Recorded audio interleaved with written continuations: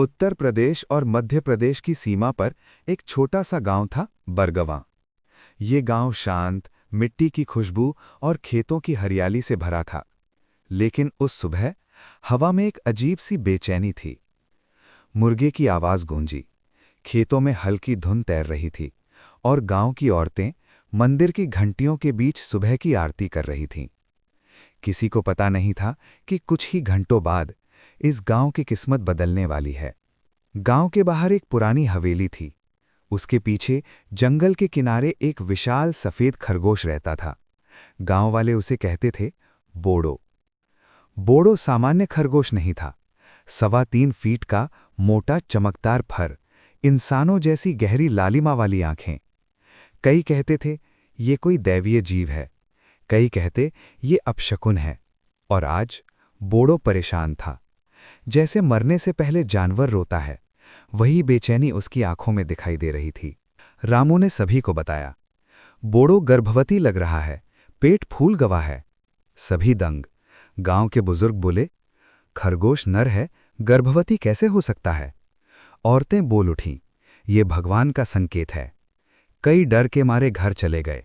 बोड़ो की हालत बिगड़ती जा रही थी, पर किसी में हिम्मत नहीं थी उसे छूने की। अगली सुबह जब लोग हवेली पहुंचे, बोड़ो गायब था और उसके पैरों के निशान जंगल की तरफ जा रहे थे। सभी चिंतित। कुछ लोग जाते तो डर लगते, कुछ कहते कि इसमें कुछ अलौकिक चल रहा है। गांव के 3 लड़के, राजू, बबलू और फहीम, टॉर्च लेकर बोड़ो को ढूंढने नीचे गए।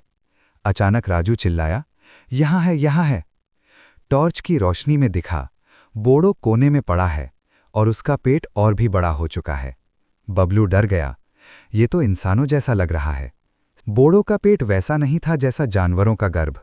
उसका आकार, उसकी गति, उसकी हलचल सब इंसानों के जैसे थे। अचानक पेट हिला, जैसे भीतर कोई मानव शिशु करवट ले रहा हो। फहीम ने डरकर कहा, यह सामान्य बात नहीं है, ये तो भगवान का खेल है। खबर फैल गई। पुरुष, महिलाएं, बच्चे सब हवेली पहुंचे। बोड़ो बार बार कराह रहा था, वो दर्द में था। किसी ने कहा डॉक्टर बुलाओ, किसी ने कहा डॉक्टर क्या करेगा, ये इंसान नहीं है। अंत में कोई उपाय नहीं। गांव वाले उसके पास खड़े हो गए। सुबह के 4:37 पर सारी हलचल अचानक शांत हो गई। बोड़ो ने जोर से चिल्लाया, उसका शरीर कांपा। गांव वाले सहम गए। और फिर बोड़ो के नीचे से एक छोटा शरीर बाहर आया।